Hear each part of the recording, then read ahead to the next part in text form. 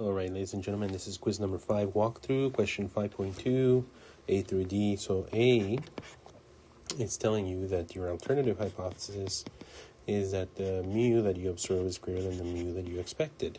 So this is one-sided, right? That your n is 11, so your degrees of freedom is going to be 10, and that your t that you obtained was 1.91. So the question here is, on the grand scheme of things, is that your t value here is 0 and you had 1.91, so it's going to be somewhere in the positive. And the question is it inside or outside the critical t's, right? But it's also asking you for the p value. So then if it is inside or outside, what's the area, or what is the probability of everything to the right of it, right? Because we have a greater than, so we're looking for everything to the right over here. And what is that? And so in R, you're going to do this in R, and you're going to write. Let's see. You're going to write probability of t 1.91 with 10 degrees of freedom. It'll give you, what this will give you is everything to the left. It'll give you everything to the left over here in red. But since we want the blue, then we just do 1 minus that. And what we get is a p-value of 0.043. And because it is less than 0.05, right, we fail to reject the null. I'm gonna do C because it's one of equality. So your alternative here is that the mu that you observed is not equal to the mu that you expected, with n equals to 7 and t equals 0.83. So the question here is, again, you have this, but it's not equal, so both sides is this t of 0.83 that you got over here, is it inside or outside in the rejection region over here? And so the p-value that I need here is not just this. I need to know this p-value and this p-value. So we're going to do kind of the same thing over here as we did, but we're just going to multiply times 2, basically. Okay, so p of t 0.83 degrees of freedom equals 6.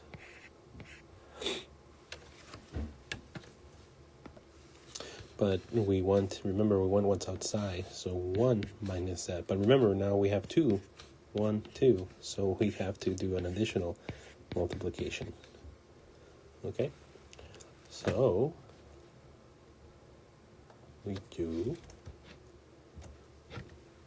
2 times parentheses 1 minus, I can type 1 minus pt 0.83 with 6 degrees of freedom, and we get 0.438, which is bigger than 0.05.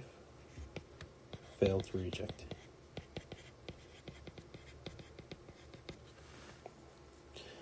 Okay, because if we just do the probability, just this part inside, it tells us that this whole green area is 78.1%. And then if we do negative 0.83, it would be 1 minus that, right? 1 minus that is this area, but it's also this area, right? So if it's only this area, we need to multiply times 2 to get those 2 areas. And we find out that t 0.83 is actually inside the rejection zone excuse me, inside the acceptance or fail to reject zone in here. All right, so that's A and C, and then you guys can figure out the other two.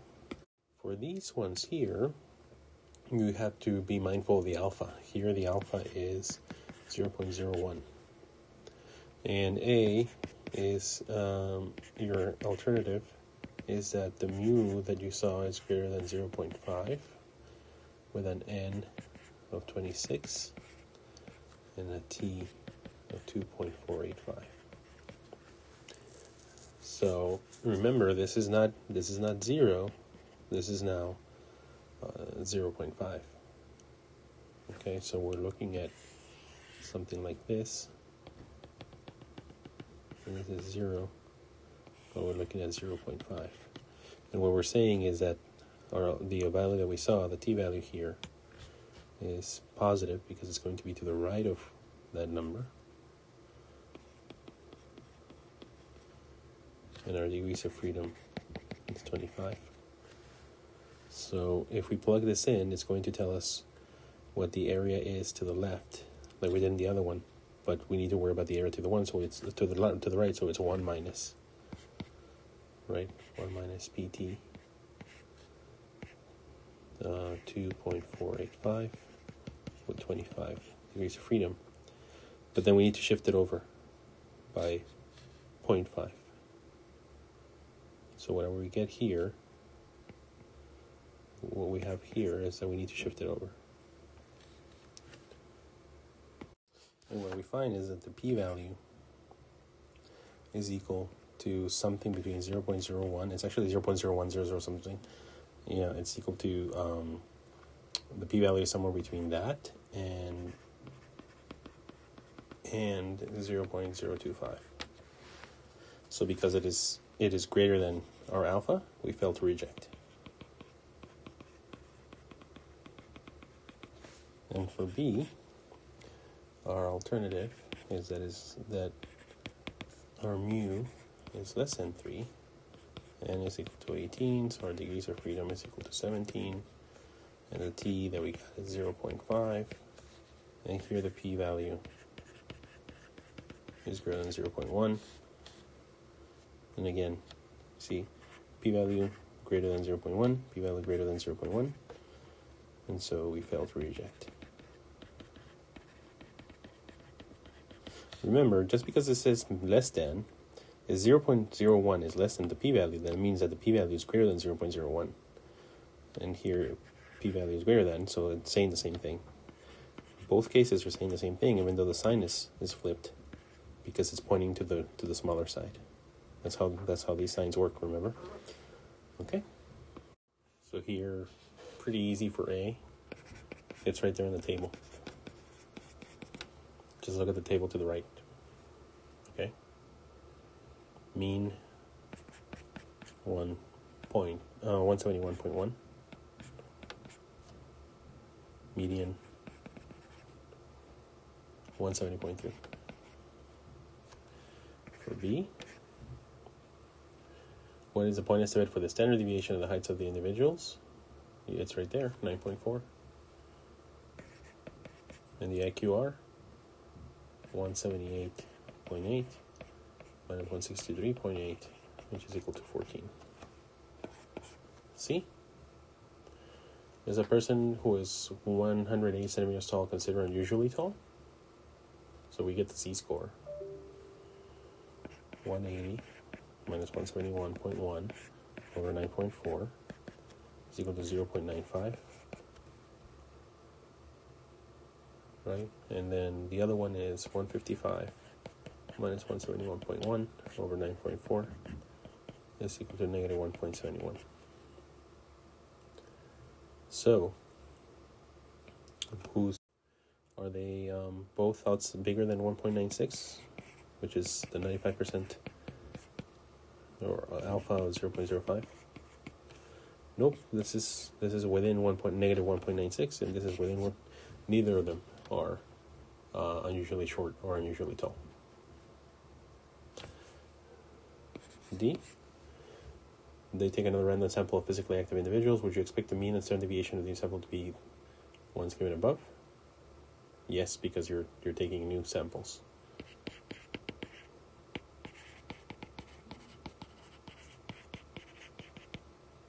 E. The sample means obtained are point estimates for mean height of all active individuals. If the sample of individuals is equivalent to a simple random sample, what measure do we use to quantify the variability? Standard deviation or standard error? Well, here we know the sample size, right? 507. So we're going to use standard error, which is 9.4 standard deviation over square root of 507, which is equal to 0.417. Okay, if you have ends, you use standard errors. If you don't, use standard deviations. If you have ends, you use T statistic. If you don't, you use Z statistic. 5.14, air quality measurements were collected in a random sample of 25 cities. And then again in the same cities in 2014. So, is it paired or unpaired? Is it before and then after? Yeah, they are, and so they are paired. Because it's before in 2013. 2013 and 2014. So they're paired. The temperature before will undoubtedly be related to temperature after. If we did it from 25 cities in one set of countries and then 25 cities in another, and both in 2013, or, different years, but different set of cities, that would be unpaired. 516 is also asking about paired. A, we would like to know if Intel stock and Southwest Airlines have similar rates of return. To find out, we take a random sample of 50 days and record Intel's and Southwest stock on those same days. What do you think? Are they paired or not?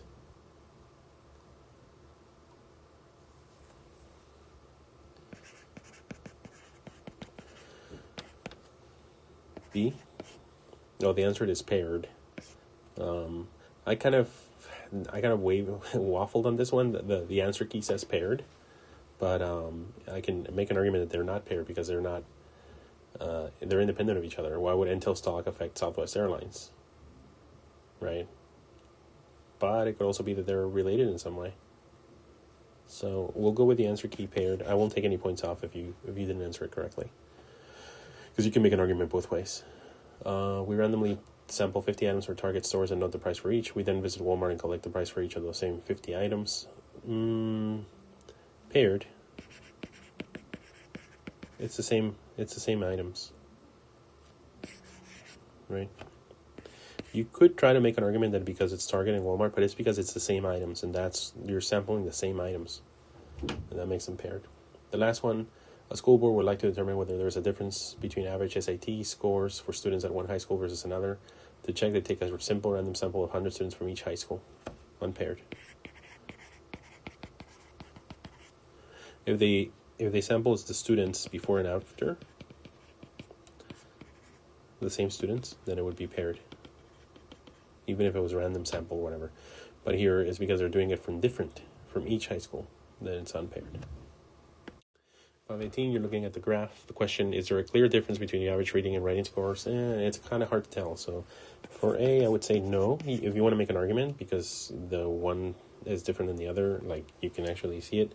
But the IQRs and everything, it's too hard to really see. Are reading and writing scores for each student independent of each other? No. As we know, if I know how to read, then I probably know how to write. If I know how to write, then I probably know how to read. And those two things are related to each other. The average observed difference in scores is minus 5.45. Standard deviation is given to you 8.87. So average difference is minus 0.545. Standard deviation 8.887. These data provide convincing evidence. How many students do we have? We have NN, so we're going to use standard error of 8.887 over square root of 200. And then what we're going to do is the difference, 0.0545. And this is going to give us a t of negative 0.87, whose p-value, if you do the math, and you do the table, or you do the r, is greater than 0.20. So fail to reject the null. And what is the null? Is that there is no difference in the two. That read is equal to write. We fail to reject it, so we go with this and we say that there is no convincing evidence of a difference between reading and writing. Based on the results of this hypothesis test, would you expect a confidence interval for the average difference between the readings? Yes. Yes. If the null hypothesis is that the difference is equal to 0, then we will be 95% confidence that the true difference includes 0. And so we would just do it there. You can also do the math. You can negative 0.87 multiply times the standard error, plus or minus, and then your difference, negative 0.0545. And you will find if you do this, that it includes 0. But you don't even have to go that far. You just expect it to be there. And finally, 5.22a, we have to test the hypothesis, right, that the difference is equal to 0. The alternative is that the difference is not equal to 0. We do our test statistic, and we are giving the difference, right? 171 differences. Our degrees of freedom is going to be 170. And our t is going to be 2.7 over the standard error, which is our standard deviation of 15.9 divided by square root of 171, right? Which is equal to 2.7 over 2.22. Our p-value is going to be 0.028. That makes it less than 0.05. So we reject. We go with the alternative. We reject the null hypothesis that the mean blood levels of DDE are identical for women with breast cancer and for healthy control subjects. Okay. Since the hypothesis, and so for B, would you expect the 95% confidence interval for the true difference to contain value of 0? So if our alternative is that it's not 0, then we would say no, we would not.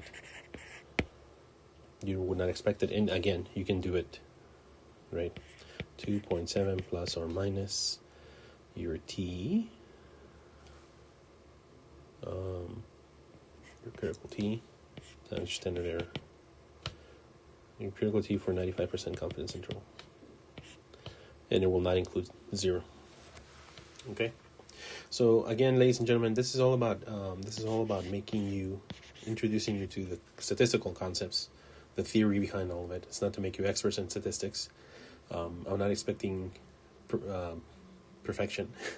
Just give me your best attempts. You saw some of them that I would go in a different way than what the book. That's perfectly okay. It was more of a philosophical discussion as to whether or not they're paired.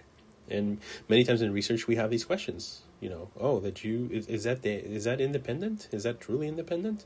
Because remember when we do linear, and this is in the simple linear regression, linear independence, normality, and often these assumptions are not fulfilled, but we come darn close to them. So again, just an intro. Any questions, comments? You know how to get a hold of me. Thank you.